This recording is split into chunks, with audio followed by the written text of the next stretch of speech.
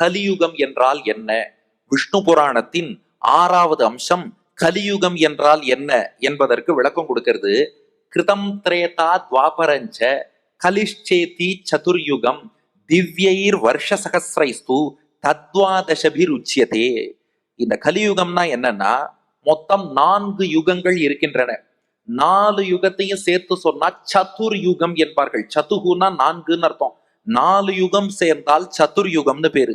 அவை என்னென்ன 4 யுகம்னா, கிருத யுகம், திரேதா யுகம், துவாபர யுகம், கலியுகம், 4ம் சேர்ந்தா சதுர் யுகம். இதுல முதல் யுகம் இருக்கே, அதுக்கு கிருத்த யுகம்னு பேரு. சம்ஸ்கிருதத்துல கிருத்த அப்படின்னா நன்கு செய்யப்பட்டன்னு அர்த்தம்.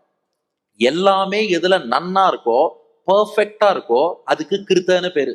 அதனாலதான் மொழியிலேயே சம்ஸ்கிருதம்னு சொல்றோம் பாருங்க, அந்த லாங்குவேஜ. சம்ஸ்கிருதம்னாலே நல்ல இலக்கணத்தோடு செய்யப்பட்ட மொழின்னு அர்த்தம். அது போல கிருத்த யுகம்னாலும் நல்ல இலக்கணத்தோடு கூடிய ஒரு யுகமா. அங்க எல்லாமே தர்மப்படி இருக்குமா. இன்னொன்னு, கிருத்த என்ற சொல்லுக்கு 4ன்னு ஒரு அர்த்தம் இருக்கான். நம்பர் 4 இருக்கு பாருங்க, அதுக்கு கிருத்தன்னு ஒரு பேர் உண்டாம். அப்போ கிருத்த யுகத்துக்கு என்ன சிறப்புன்னா, தர்மத்துக்கு 4 கால் இருக்குமா. தர்மத்தையே ஒரு காளை மாடாக உருவகப்படுத்துகிறார்கள். காளை மாட்டுக்கு எத்தனை கால்? ஏதோ ஒரு குவிஸ்ல கேட்கிறாரு, 8 கால் பூச்சிக்கு எத்தனை கால்?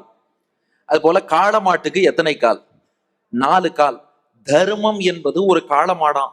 அந்த தர்மத்துக்கு 4 கால் கிருத்த யுகத்துல இருக்குமா. என்னென்ன 4 கால்னா, தவம், தூய்மை, கருணை, வாய்மை. தவம் நம்முடைய அன்றாட அனுஷ்டானத்திலேருந்து ஆரம்பிச்சு தபஸ் பண்ற வரைக்கும் நாம என்னென்ன அனுஷ்டானங்கள் கடைபிடிக்கிறோமோ அதற்கு தபஸ், தவம் என்று பெயர். அது கடைபிடிச்சாதான் தர்மம் நிலைத்து நிற்கும். இது தர்மத்துக்கு முதல் கால்.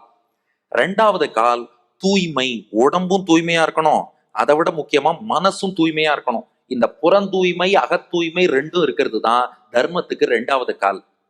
3வது கருணை. மற்ற உயிர்கள்ட்ட அன்பு காட்டணும், கருணை காட்டணும். ஒருத்தன் கஷ்டப்படுறான்னா நமக்கே வந்த கஷ்டமாக கருதி போய் உதவணும். அந்த கருணைங்கிறது தர்மத்துக்கு 3வது கால். அடுத்தது வாய்மை. சத்தியத்தை பேச வேண்டும், சத்தியத்தை கடைபிடிக்கணும், பொய் சொல்லக்கூடாது. இதுதான் 4வது கால். இந்த 4ஐயும் நாம ஃபாலோ பண்ணாதான் தர்மம் இருக்குமே ஒழிய, இன்னைக்கு என்ன பிரச்சனைனா, தர்மம் தர்மம்னு எல்லாரும் பேசிட்டு போயிடுறோம். இந்த 4ல 1வது ஃபாலோ பண்றோமான்னா கேள்விக்குறியா போயிடுறது. அப்போ ஒவ்வொருவரும் இந்த 4ஐயும் பின்பற்றினால்தான் தர்மம் என்ற காலை நிலைத்திருக்கும். அப்போ ஒரு காளை மாட்டுக்கு எத்தனை கால்? 4 கால். கிருத்தன்னா 4ன்னு அர்த்தம். ஏன்னா அந்த கிருத்த யுகத்துல தவம், தூய்மை, கருணை, வாய்மை என்ற 4 காலோடு தர்மம் நிலைத்திருப்பதாலே 4 கால்களோடு தர்மம் இருக்கும் யுகம் கிருத்த யுகம் என்று அழைக்கப்படுகிறது. இது முதல் யுகம்.